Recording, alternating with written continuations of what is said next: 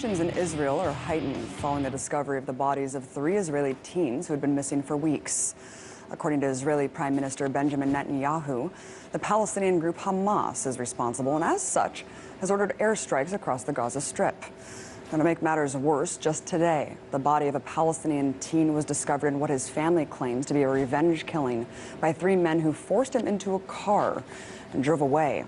So to discuss these recent events, as well as the side of the story you won't hear from the corporate press, I'm joined now by journalist and author of Goliath, Fear and Loathing in Greater Israel, Max Blumenthal. Amazing to have you on, Max. Great to be on with you. So, Max, start by briefly giving us the most recent updates. What are you hearing happening on the ground during the last 24 hours?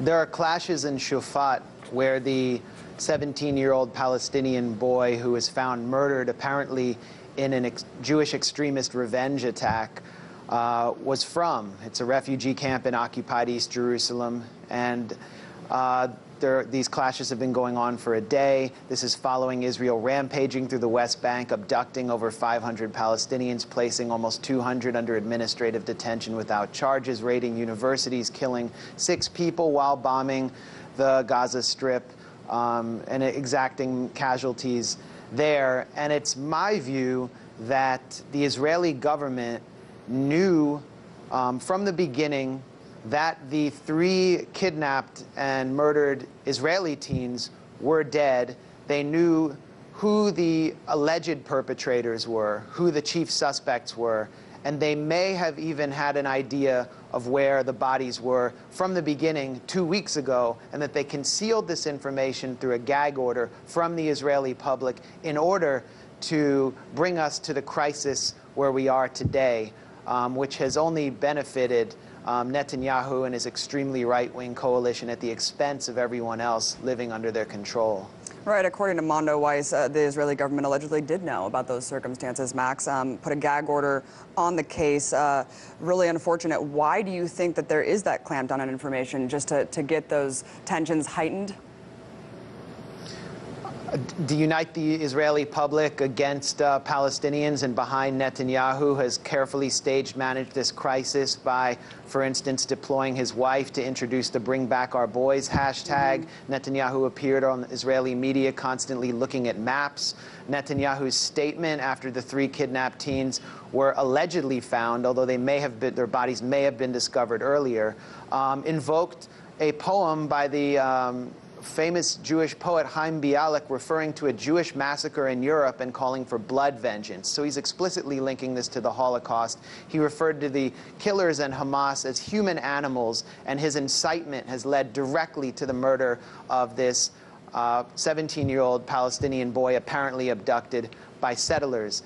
Now, the Israeli government and its intelligence services and the Palestinian Authority had a recording of a phone call by one of the Israeli teens who were apparently abducted, that and they could hear a gunshot in the phone call. They had known that these teens were dead since sometime around July 14th. Not only that, but it was reported in Palestinian media that the Israeli forces had raided the homes of the Kawasme and Abu Aisha families in Hebron, 10 kilometers from the site of the alleged kidnapping, and accused these their sons of conducting the kidnapping. Those are the 2 suspects who've been announced, but they were announced 2 weeks later. So it's clear to me that the Israeli government has manipulated this situation to avoid a police action, to justify a military action directed at Hamas and the Palestinian Unity government, which has led to the crisis we're seeing today. And Max, and then you have the housing minister calling for more settlements as a retaliatory measure. I mean, there's a ton of inflammatory rhetoric. There's a lot of tensions heightened right now. Let's take a look at the media coverage in the aftermath. The front page of the New York Times today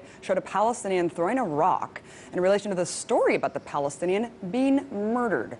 Max, what does this type of framing reveal about the media bias regarding this entire situation?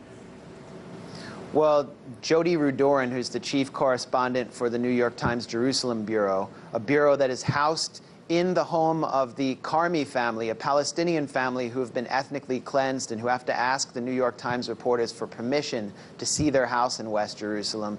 Jody Rudorin has produced, along with her deputy editor, Isabel Kirshner, articles profiling the 3 killed Israeli teens, humanizing them, deeply empathetic articles about their mothers.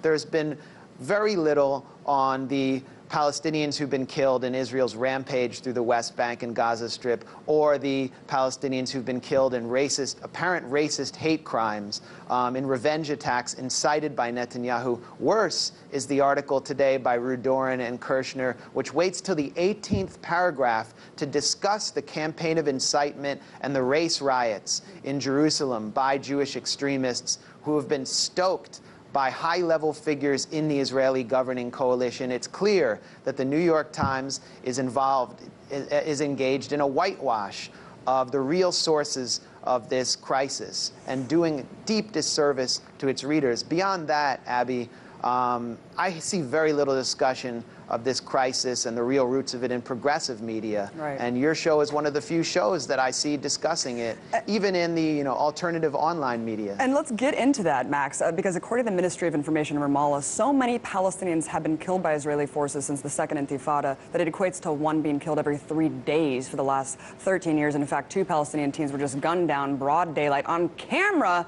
last month. I didn't hear the White House issuing condolences for them. Why do you think this latest tragedy is being framed as different, even by alternative media sources, suggesting that because Israeli teens are dead, it somehow makes the playing field equal? Yeah, we're hearing a lot of rhetoric about a cycle of violence, as if one side isn't the oppressor and the other side isn't oppressed.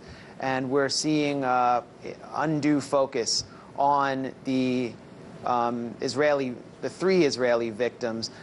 Israel, while it rampages through the West Bank, through Jerusalem and Gaza, portrays itself as the victim. And that was Netanyahu's intention from the beginning. That's partly why I think the details of this crime were concealed from the Israeli public. It was to allow Netanyahu to milk this crime for all it was worth, to portray Israel as a victim. And as we've seen time and time again in U.S. media, Israeli Jews are the worthy victims, while Palestinians are unworthy victims. They're unworthy of being humanized.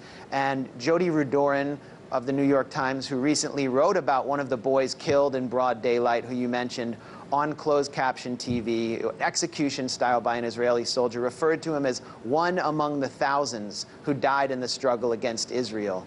That is the kind of language that's consistent with the dehumanization of Palestinians in supposedly objective media. And Max, I'm curious of what your response is to people who say, well, what do you expect Israel to do when rockets are being shot into the country, and what retaliation should be issued for the kidnapping and murder of its citizens?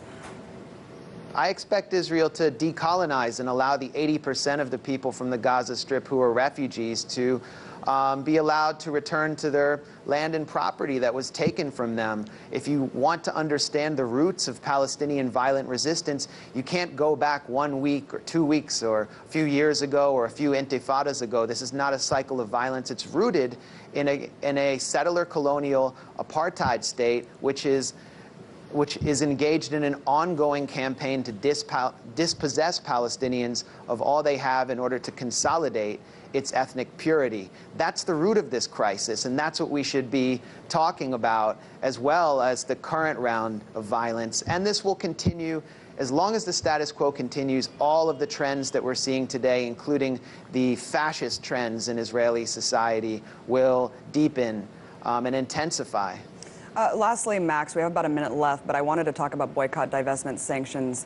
Noam Chomsky just wrote this article in The Nation saying Palestinian activists need to rethink their strategy. But in it, and I can't read the whole quote because we don't have time, but he basically says that if the road goes ahead in the same route that it is now, it's going to be worse than South Africa. Why do you think that he doesn't support BDS, but still seems to understand the severity of the situation on the ground, that it could be worse than South Africa? Well, I have a lot of respect for Noam Chomsky. I don't really want to trash him personally, but I've noticed from a lot of critics of BDS who claim to criticize it as allies of Palestinians that they're laundering their own opinions behind a very conservative and even cynical view of reality to limit the the horizons that BDS has expanded, the political horizons, and that's what Chomsky appears to be doing. He's almost asking us to accept the status quo that Israel's imposed and to limit the Palestinian demands in BDS, which is, I think, already demonstrating a lot of great successes. So I think it's really up to those of us who consider us allies of Palestinians, who are in solidarity with the Palestinian struggle for justice, to allow Palestinian civil society to continue to take the lead and to not try to impose our own conditions and our own limitations on their struggle. It's unfortunate that the nation has chosen to publish this. Thank you so much, Max Blumenthal. Always incredible insight on this crisis. Really appreciate it. Thanks for having me.